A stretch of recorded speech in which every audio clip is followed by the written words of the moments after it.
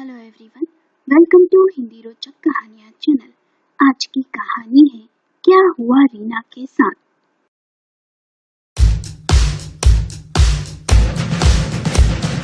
रीना की शादी कुछ दिन पहले ही नमन से हुई थी।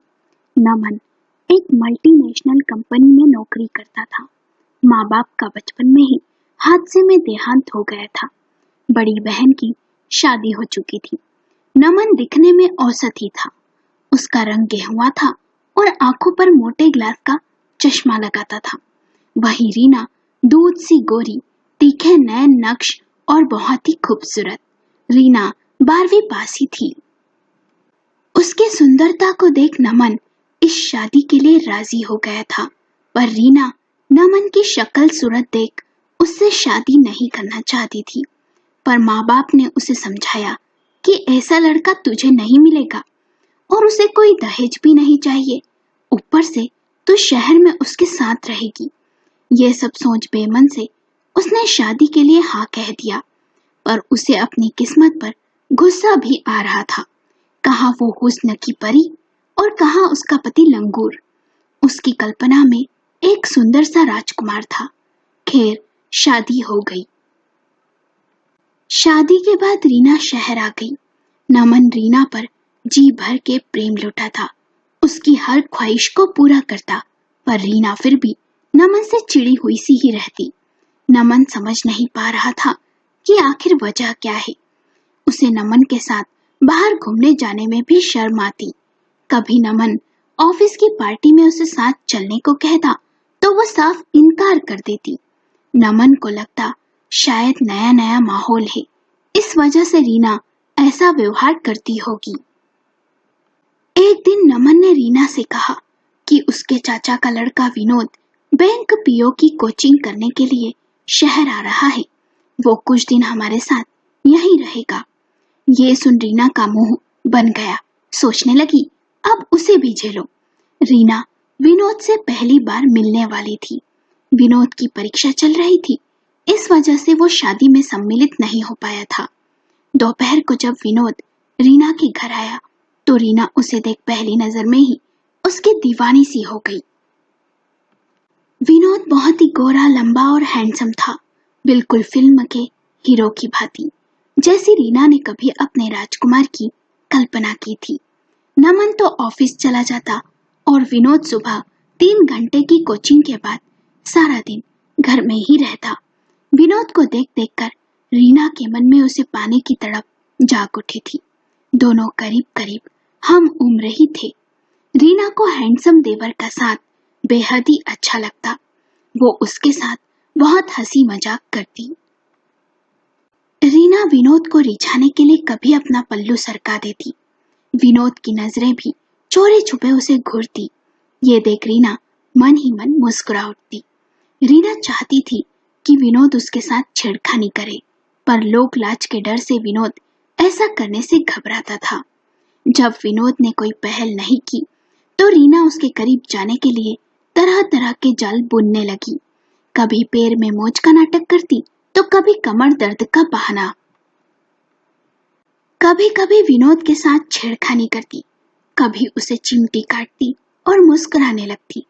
आखिर खूबसूरत भाभी को देख कब तक उसका दिल काबू में रहता। उसके मन के तार भी झंझना उठे। उस रात नमन की नाइट ड्यूटी थी। वो घर पर नहीं था। तब दोनों ने अपनी हद को पार कर दिया।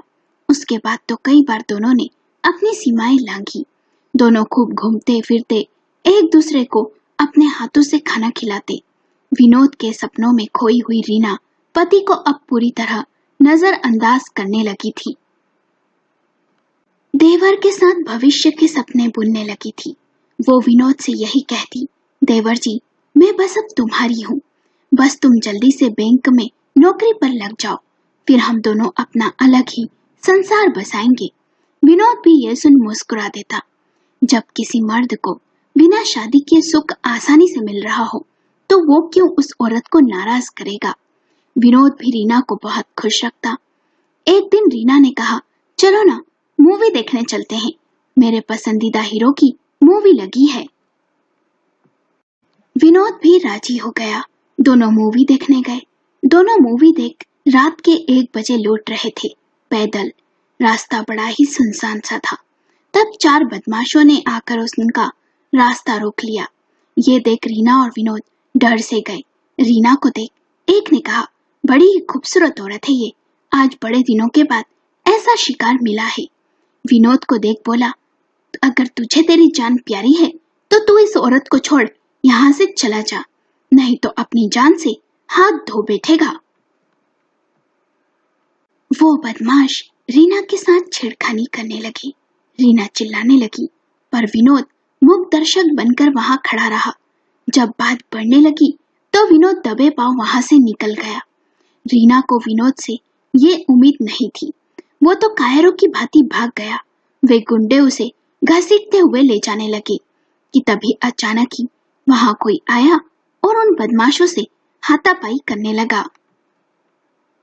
रीना ने देखा तो वो और कोई नहीं, उसका पति नमन और उसका एक दोस्त था। दोनों शिफ्ट खत्म कर घर ही जा रहे थे कि रास्ते में गाड़ी खराब हो गई, इसलिए शॉर्टकट ले पैदल उस रास्ते से जाने लगे। तभी उन्हें किसी की आवाज सुनाई दी। नमन को ऐसा लगा जैसे वो आवाज रीना की है। वो और उसका दोस्त उसे ढूंढते हुए वहां आ गए। नमन और उन गुंडों में जबरदस्त हाथापाई हुई। नमन को चाकू भी लग गया। इसमें जैसे तैसे उसके दोस्त ने पुलिस को कॉल किया और कुछ देर में पुलिस आकर उन्हें पकड़कर ले गई। रीना रोते हुए अपने पति की बाहों में समा गई। नमन ने पूछा, इतनी रात को तुम यहाँ? रीना ने बताया कि वो और विनोद मूवी गए थे, पर बदमाशों को देख विनोद उसे छोड़ डरकर भाग गया। रीना मन ही मन सोचने लगी, जिसे कभी नहीं चाहा, ना ही पति का दर्जा दिया, आज उसने अपनी जान की परवाह न कर मुझे बचाया, और वो विनोद जिसे सपनों का राजकुमार समझा, इतना प्रेम लुटाया, वो कायर भाग गया। आज रीना को अपने पति के प्यार का एहसास हो रहा था। यह सब सोच उसकी आंखें भर आई। अस्पताल जाकर नमन की पट्टी करवाई और घर पहुंच गए। विनोद बेचैनी से यहाँ वहां टहल रहा था।